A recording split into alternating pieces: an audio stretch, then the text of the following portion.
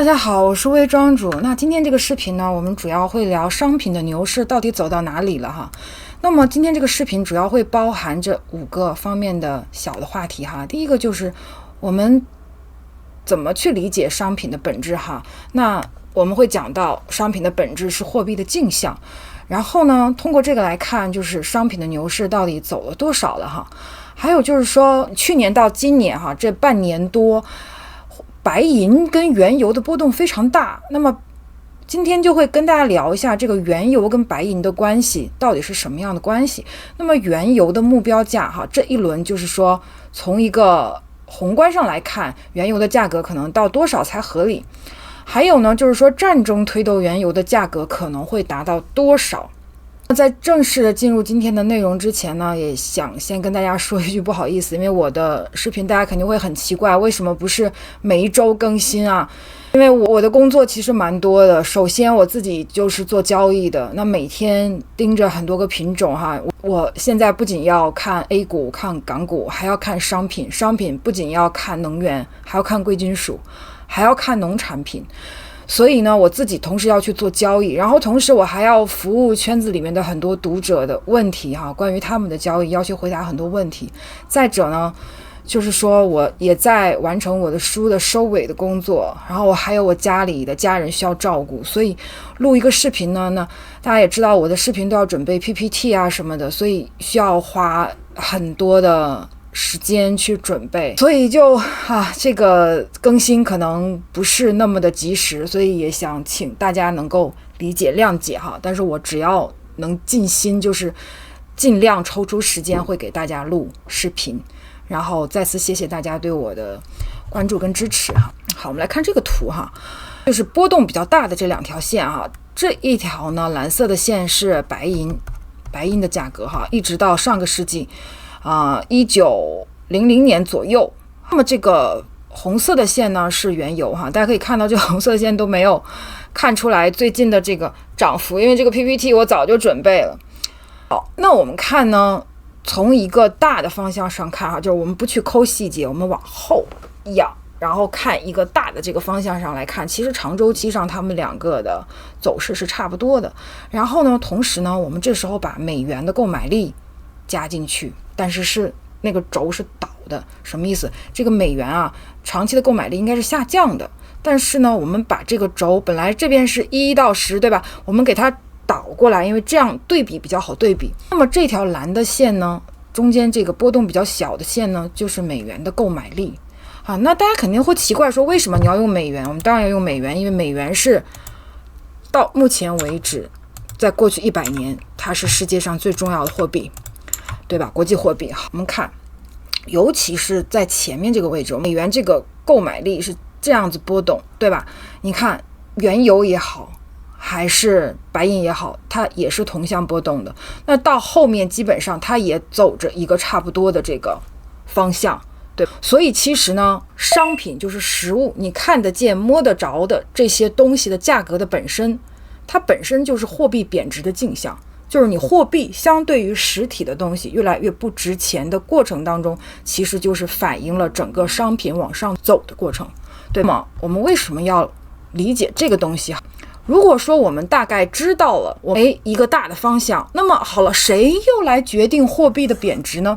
我们说在整个的货币史上哈，贝壳做过钱，金银做过钱，对吧？金银啊、铜啊这些，到了纸币的时候，靠的是什么？靠的就是国家信用，对吧？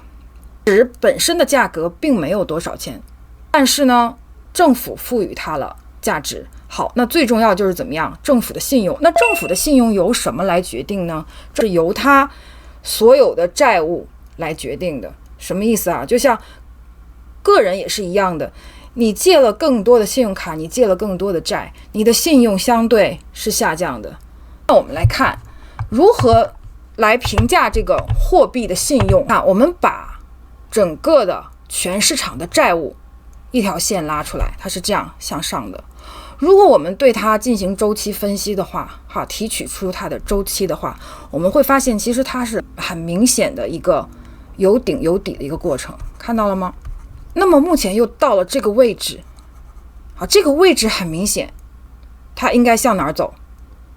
如果它继续向上走的话，是不是这个债务的增长率、增长规模要往上走？当债务的增长率往上走的时候，是不是货币贬值？货币贬值的话，等于说这一根线是不是还要再往上？货币一旦贬值的时候，商品的价格就会往上走，对吧？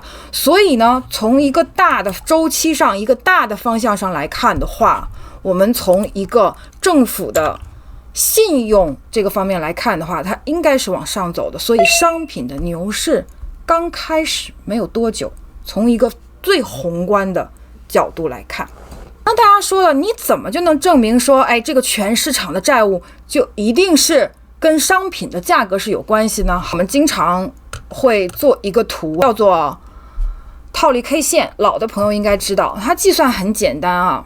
我们用黄金的价格来除以标普500的价格，好，得到了一个套利 K 线。这个比值呢是粉色的这条线，我们可以看到它跟这个线怎么样？高度相关的。当它往上走的时候是商品牛，对，往下走的时候是股市牛，往上走的时候是商品牛，往下走的时候是股市牛。如果这个比率再往上走，是不是商品牛？那么这个比率现在还在底部的位置，对不对？所以呢，我们说商品与股市的比率与全市场的变化率是高度相关的。当这个债务增长慢的时候，股票的表现好，为什么？因为经济好，它不要用债务去托底，不要用放水的方法，那些货币政策过去托底。当债务增长快的时候，怎么样？政府的信用下降，钱更不值钱了，通过放水的方式来托底，那么商品就表现好。所以我们从一个大的图景上就能够看到一个整个康波周期在这个过程当中，商品跟股市是如何表现的，对吧？这个图就是我们刚刚讲的，当这个全市场债务往上走，它变动率往上走的时候，就是商品牛；变动率往下走的时候，就是股市牛。我们可以看到，这一次是70年代的商品牛，这一次是2000年代的商品牛。现在目前又到了这个位置，所以如果它继续往上走的话，那商品牛还会继续去演绎。所以商品牛走了多少了呢？它没走多少可以说从一个大的图景上来看，连一半都没有到。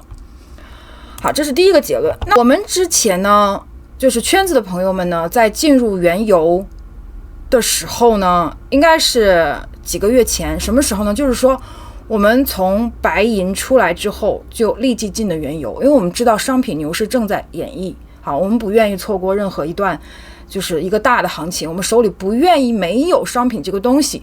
可是呢，当时呢，白银的价格太高了，它的安全边际比较低，好，所以我们就卖掉，然后在一个低位置的时候进去原油。那我们说我们买原油的时候并不是因为战争买的，好，但是我们可以清晰的看到原油那个位置，如果是看技术分析的话，它是在突破的那个边缘。好，当时还没有突破，可是原油股的话其实已经走在前面了。当时我们圈子里有一个朋友讲说，还是关注白银多比较好，因为呢，如果我们等到白银下来之后呢，我们再入场，因为白银的弹性比较大，白银有可能涨到几百美元，原油怎么可能呢？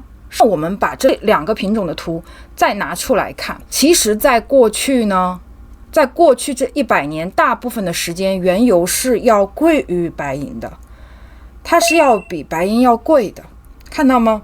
在大部分的时间，这个紫色的线是高于这个蓝色的线的，也就是说呢，它们两个的比率应该是大于1的，对吧？是价格要大于1的。所以说当它的价格要低于它的时候，其实在历史上是很罕见的，它有价格回归的需求。所以我们一定要明白，并不是白银的弹性比原油高，而是原油还没有表现。那么原油跟白银之间的行情的特征大概是一个什么样？我们说从大的方向上来看，它走势差不多，对吧？但如果我们打开来看的话，我们看一下细节。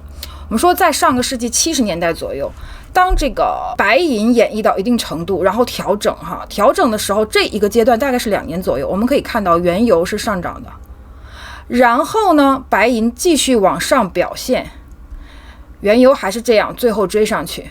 我们看2000年左右也是这样子，当白银调整的时候，原油是斜率很高的往上走。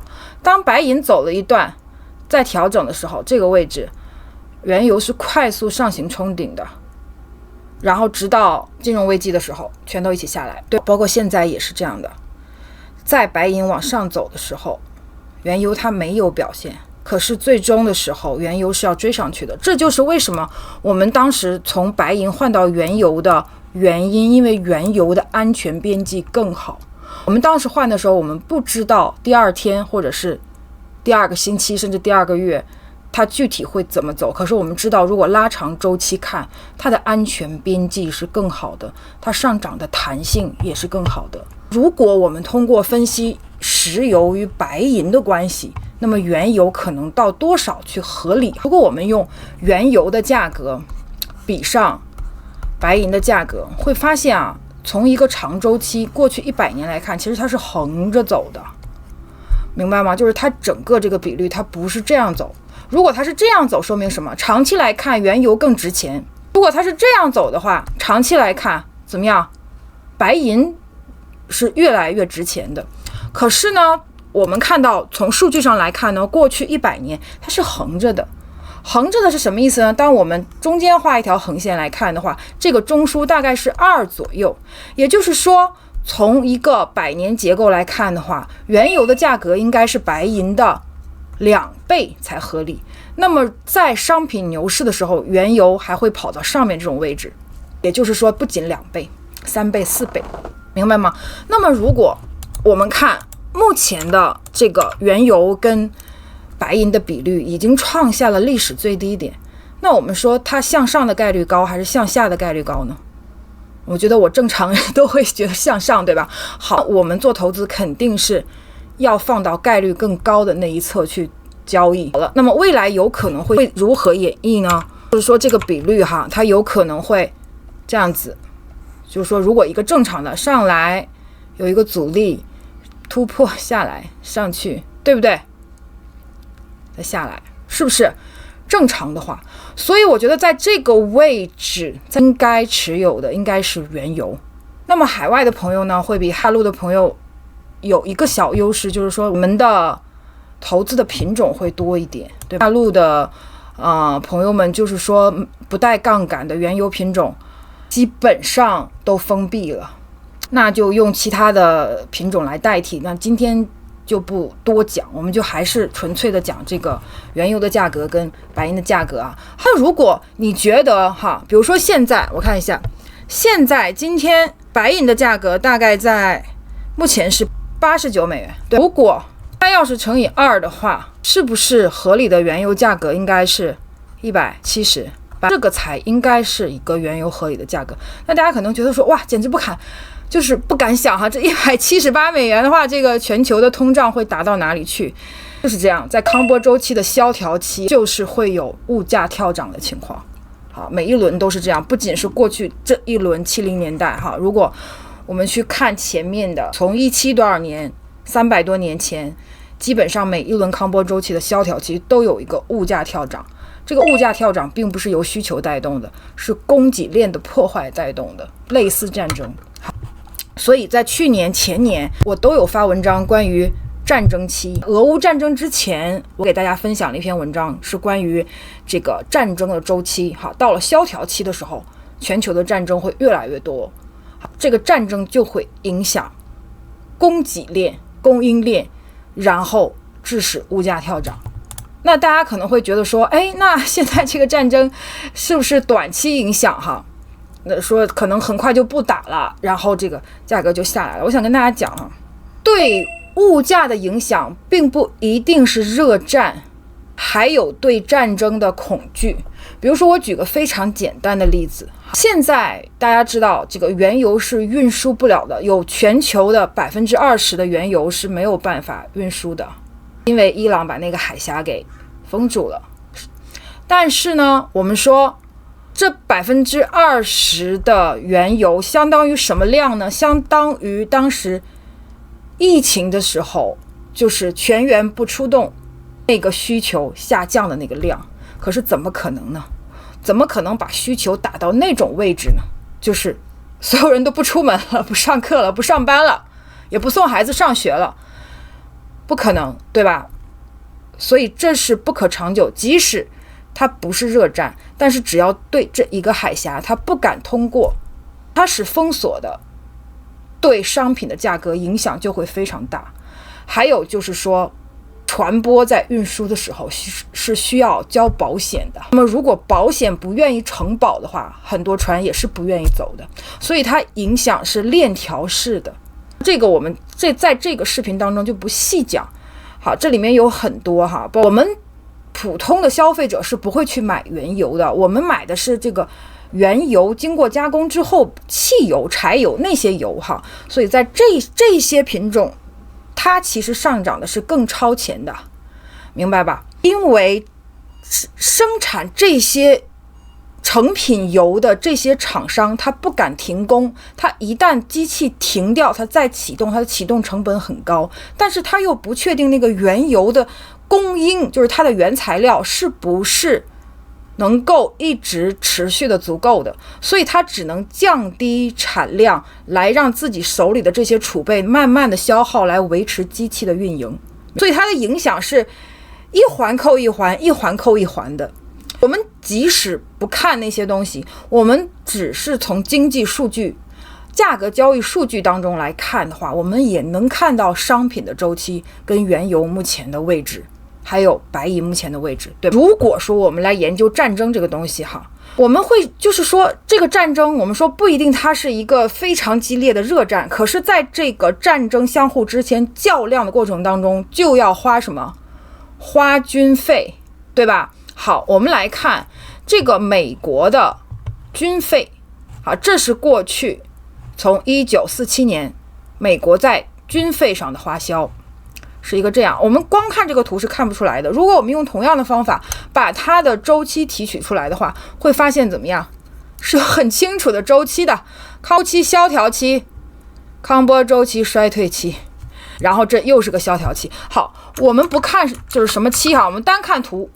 刚开始军备慢慢的开始增加，最后快速增加，也就是说它有一个贴合这个趋势线的过程，然后再偏离的过程。这个也是贴合的过程，偏离的过程。就目前它还只是贴着，还没有偏离，就这一轮的。我们说下面这是什么价格呢？上面是军需，下面这是原油的价格。我们会看到，当这个军费花销达到最顶端的时候，原油也到顶了；军需花销达到最顶端的时候，原油也到顶了。好，现在这个位置还在贴合，如果它往上走的话，原油应该会怎么走呢？你们觉得？然后从目前这个位置看，如果基于这种分析，你认为原油到顶了吗？所以我们在投资一个东西的时候，一定不是去交易一个事件，尤其是普通投资者，你交易不了事件。什么叫交易事件？就是我觉得今天可能会有一个什么会议，可能会利好什么，我去买；明天可能会有一个什么冲突，可能什么东西它会上涨，我去买。这种我们是交易不了的，尤其是普通投资者是交易不了的，那是机构专门交易事件的交易员去做的事情，不是我们能够做的。我们能够做的就是看到一个大的图景，它现在的位置，这个品种这个商品它现在这个周期位置是低还是高，低我就进去，高看左侧右侧是做空还是做多，这个才是我们普通投资者能够去做也有能力去做的。